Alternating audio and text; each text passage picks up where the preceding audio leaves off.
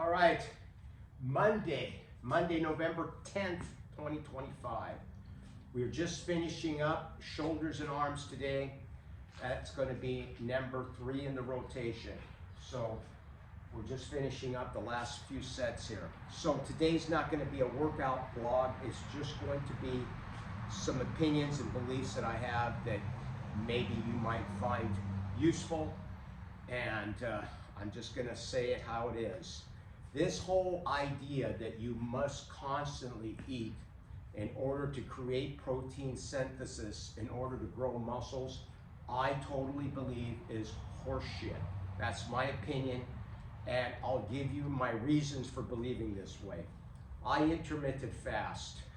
I've been doing this for years before it was even known what the hell it was. My naturopath doctor, who I've been seeing for the last 4 years, pushed this upon me back in the late 70s, early 80s. And I've been doing it ever since, before it was even popular or anyone even knew what the hell intermittent fasting was. Now, I'm not trying to take credit, I'm just stating a fact. So I've been doing this for a long time. I'll go periods where I'll go maybe a day or two without eating, and then I resume my eating schedule as usual. So this whole idea that we're going to lose muscle from not eating is ludicrous, and I'll tell you the reasons that I believe this. First of all, our species evolved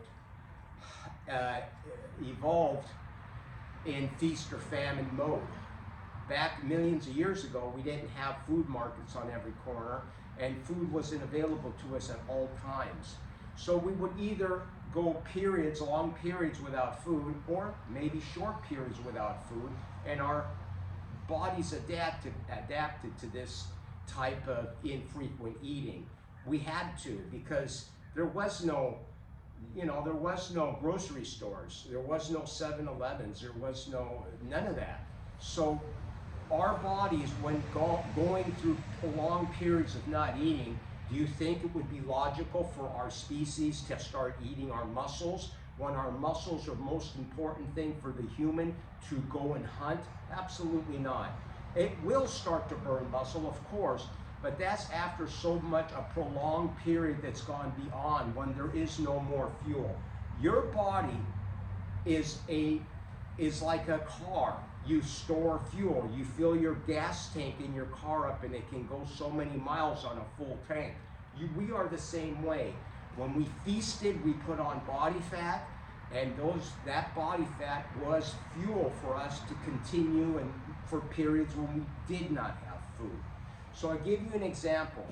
1 pound of fat contains 3,500 calories, all right?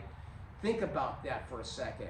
So if you're carrying a 20% body fat, or 20 pounds or 25 pounds of body fat, you could go pretty long without eating, because your body will be eating itself. It will be eating your own body fat that you're wearing, the gas tank that you have on you. It'll eat that.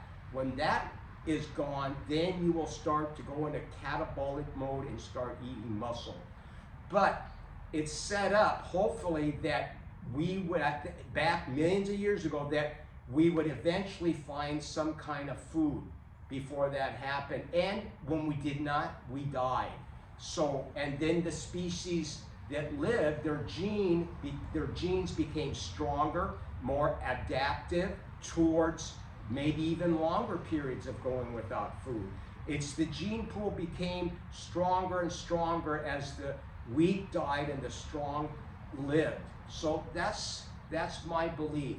So this whole notion that, oh, we have to eat constantly and a lot, eating all day long and grazing, is bad for us, because our bodies are not adapted nor set up to be that way. That's why it is my belief that we have all this heart disease, diabetes, because first of all, we eat too much, we eat too frequent throughout the day, and we're spiking insulin throughout the whole freaking day.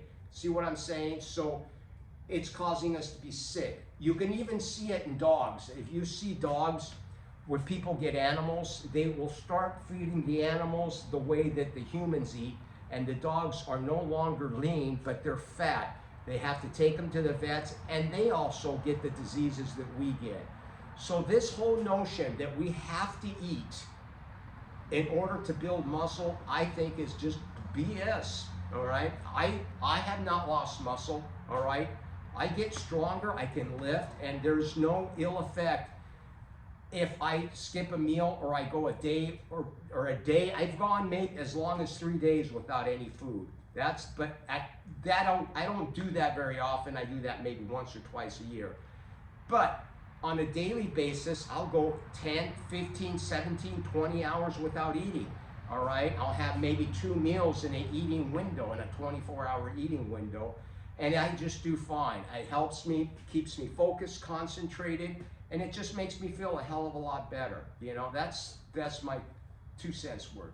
So that's all I got for you today. Remember, this whole notion that if you don't eat, we're gonna lose muscle is all BS. Martin Burham, the guy that brought intermittent fasting to all the masses here in the late mid-90s, you can go to his website and read his material. He was spot on. Remember when bodybuilders were eating 6 to 8 meals a day? That was all BS. It was all debunked. All this shit's debunked. I knew it back in the 70s and 80s. It was all bullshit. Total bullshit. I was around Japanese karate people that practiced the arts, and they did fasting on a regular basis. So it never did them any harm, and actually it improved their performance. This whole idea of getting and eating all the time and eating to put on muscle, you're just gonna get fat, and that's what you don't want. All right, that's all I have. Ciao, my friends. Subscribe to this channel, like, and we'll talk to you soon.